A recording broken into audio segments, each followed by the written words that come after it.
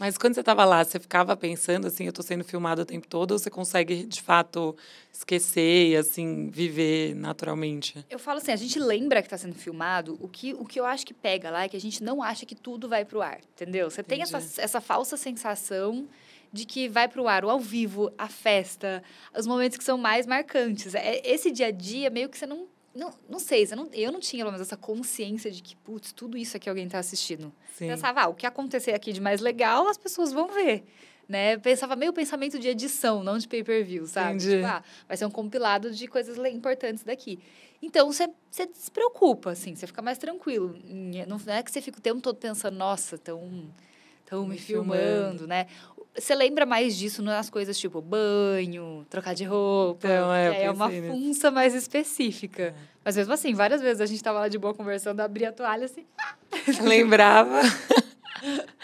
Deve ser difícil, né? Manter todos os dias, tipo, lembrando que tem gente olhando, Que né? vira sua rotina, né? Assim, na real, tipo, no começo você lembra muito, depois a sua rotina é aquela ali. Então, você vai meio inconsciente, né?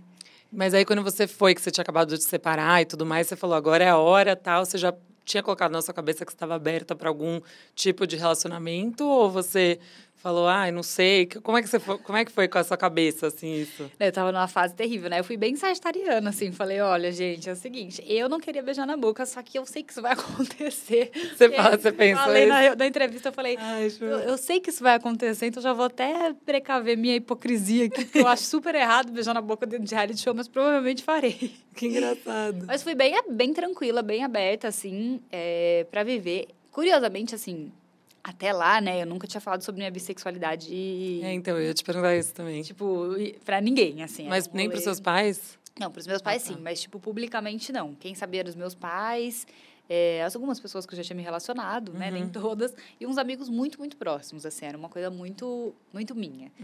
Porque eu tinha muito medo de como isso repercutiria na minha profissão, principalmente. Entendi. Né? Fui trabalhar diretamente com mulheres, então ficava nessa, né? Tipo, será que as pessoas vão ficar desconfortáveis de passar num atendimento? Bissexualidade não é uma coisa super compreensível na cabeça das pessoas, né? Vai sendo associada com promiscuidade, às vezes. Então, eu nunca consegui falar disso. Era sempre um segredinho. Era meio que um tabu com você mesma. Não, era bem pesado, assim. Eu não falava, não. Então, quando eu fui muito assim, não, mulher eu não vou beijar.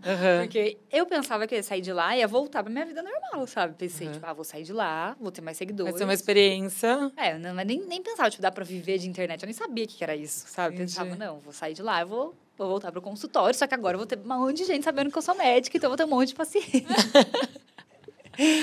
E aí, eu não queria falar nem lá, assim, eu nem sei, eu acho que eu falei numa conversa meio aleatória, e daí fiquei super arrependida depois, mas eu fui pensando, não, menina, não veja mulheres, por favor, em rede nacional, porque você vai destruir sua carreira. Então, eu fui meio, mais ou menos aberta, né, fui aberta, tipo, a me relacionar, mas até aquele momento, eu não considerava me relacionar com mulheres. Sim. Assim. E aí, quando você começou lá com o Daniel, enfim, como que foi isso, assim, para você? Você se arrepende de alguma coisa? O que você sente? Você sente que te atrapalhou, de certa forma? Eu acho que sim, né? Eu sempre falo isso, assim. Na verdade, realmente, eu acho que casal dentro de um game é muito complexo, assim. Porque eu sempre falo para as pessoas, lá é um jogo que é em grupo / individual, né? Você tem que meio que ser inteligente nesse sentido de você tem aliados, mas é um jogo individual. É sobre você, só você pode ganhar. Só que quando você é num casal, você leva outra pessoa junto com você, não tem jeito. E os dois têm que ser amados, né? Admirados. E você leva os erros da pessoa pra você. É muito complexo, né? Tipo assim, muita gente falava assim, você defendia ele de tudo. Só que, claro, ele é meu aliado. É lógico. Eu não vou ficar dentro de um reality show apontando o erro de alguém que é meu aliado. Tipo, eu não quero que ele seja mal visto pelo público. Eu quero que ele seja bem visto. Ele é meu, além de estar me relacionando, ele é meu aliado no game. Então, tinha um pouco disso, assim. Hoje, se eu fosse para algum reality, sem dúvidas, essa estratégia de relacionamento seria mais bem pensada. Quando eu fui pro BBB, não tinha noção de nada, Fabi, sendo muito sincera, assim. Eu assistia super... Só assistia o BBB... Programa no ar, TV, no ar. Não acompanhava o Twitter, então eu não sabia dessas estratégias, desse pensamento, de como funcionava, como as pessoas enxergavam. Eu tinha a minha visão de reality, que era, tipo, eu achava super legal ver o povo se divertindo e era isso.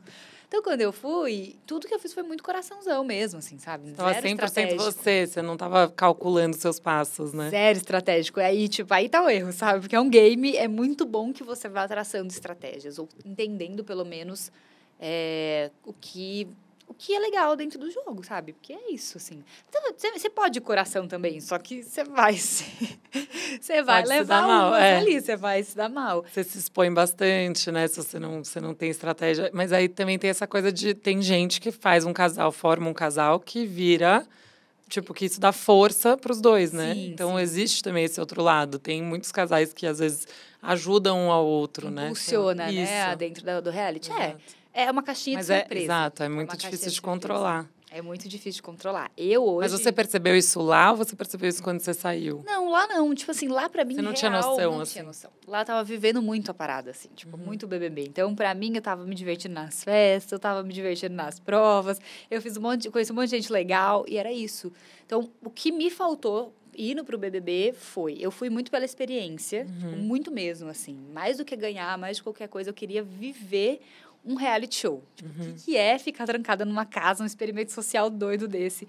Então, eu não fui uma boa jogadora, sabe? Acho que a gente tem que saber, reconhecer. Sim. Eu não fui estrategista, eu não fui uma boa jogadora, eu não fui uma pessoa que leu, tipo, o que poderia me afetar no jogo. Quando eu fui, eu já estava enrolada com todo mundo, já estava, sabe, amiga de 1000 pessoas, não tinha em quem votar, porque eu tinha um relacionamento bom com todo mundo, quase. Então, lá dentro eu não tinha noção de nada. Nada. Tipo assim, lá dentro, sinceramente, eu nem achava que eu tinha sido relevante, assim, muito, porque eu falei, cara, eu quero viver isso aqui. Tipo, nunca sei se eu quero fazer história, quero viver, quero curtir. E aí, foi muito, muito orgânico, assim. Você ficou quanto tempo lá? Fiquei quase até o fim, assim, porque a minha edição, a gente ficou os 10 últimos, nós ficamos, acho que até quase uma semana antes, porque eles seguraram bem a galera até o fim do programa e fazia 2 ou 3 paredões por semana. É verdade. Então, eu acho que eu saí faltando uns 10 dias, assim. Não, isso ainda saiu no meio de uma pandemia sem saber, né? Ou eles falaram quando vocês estavam lá, né? Falaram. Vocês não tinham noção.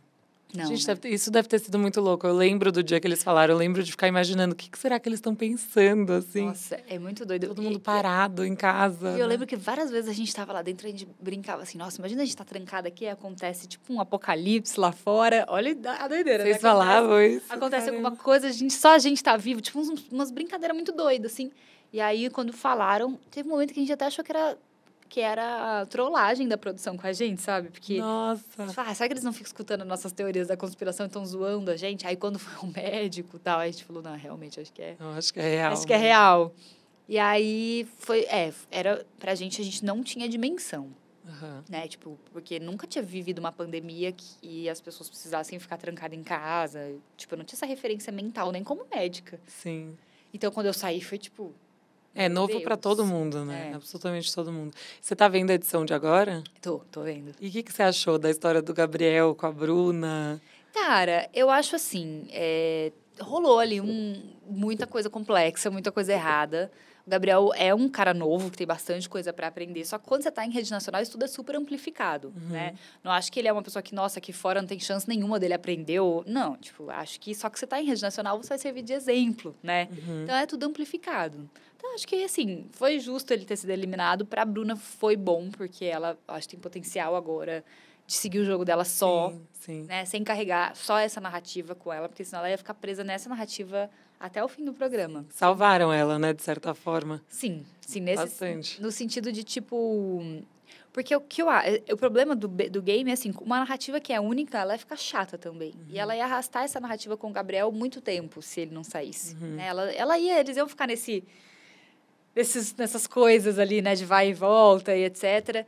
Então, eu acho que para ela, em sentido de jogo, ela tá só agora, ela tem mais chance de ter novas histórias ali dentro para contar, sabe? E o que você achou da porcentagem que ele saiu? Porque ele saiu com uma porcentagem meio que metade queria que ele saísse, metade não, né? Ele saiu com 52, 53, negócio assim.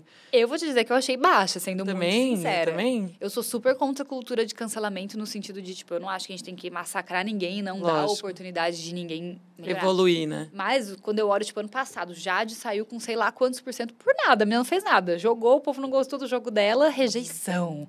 Né? Então, tipo assim, Eu acho que é bem um reflexo de como os homens da nossa sociedade, né? Principalmente homens brancos, padrão, igual o Gabriel, rola uma passada de pano gigante para eles, né? Assim, eles podem fazer mais as coisas e serem desculpados pela sociedade muito mais rápido. Né? Então, assim, não é, como eu falei, não é sobre achar que ele tem que ficar pagando isso eternamente. Não é, mas, tipo assim, dentro de um game, você tem atitudes que você vai julgar ali. A dele, claramente, não foi uma atitude legal.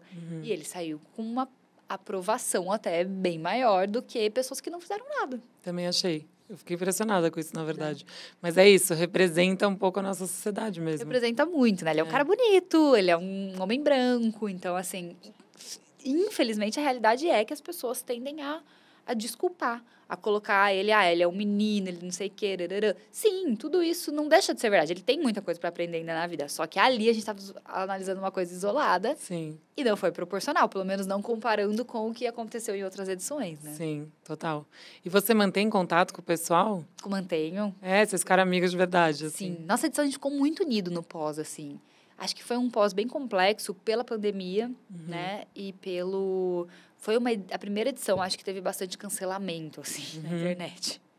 E aí, acho que todo mundo sofreu bem, assim, no pós. Então, a gente acabou se unindo muito. Quase todo mundo é bem próximo, assim. E você e o Daniel, quando você saiu, vocês meio que terminaram ou vocês continuaram? Como que foi isso? Cara, quando a gente saiu, a gente ficou separado pela pandemia.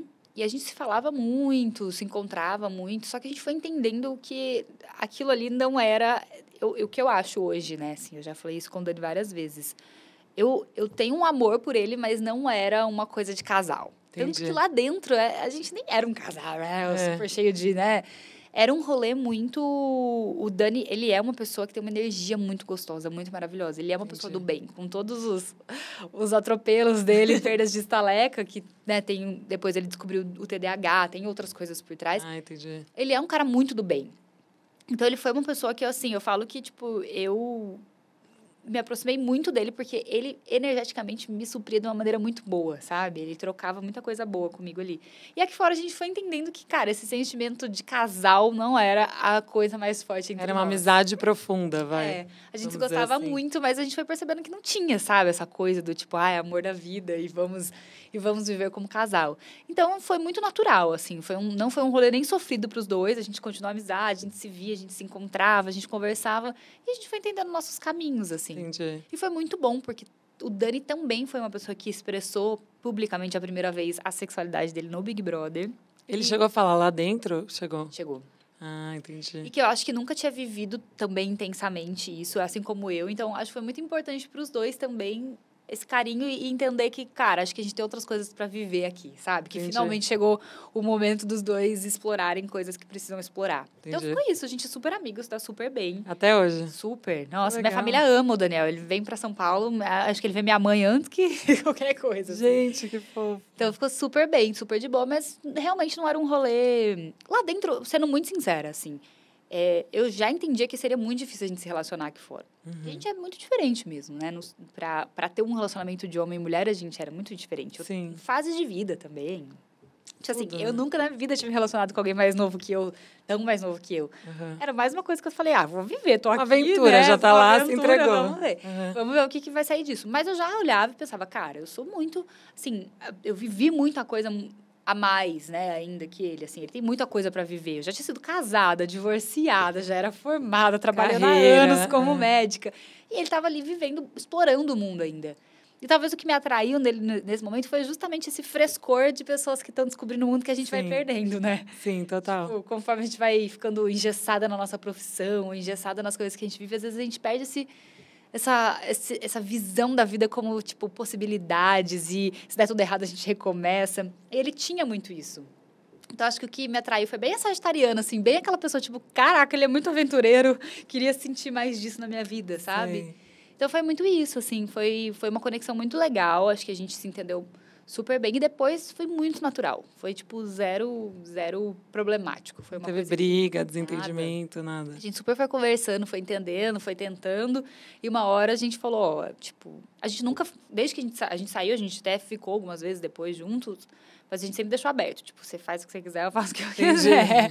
E aí, nessa caminhada, a gente foi se entendendo em outros caminhos. Mas foi super tranquilo.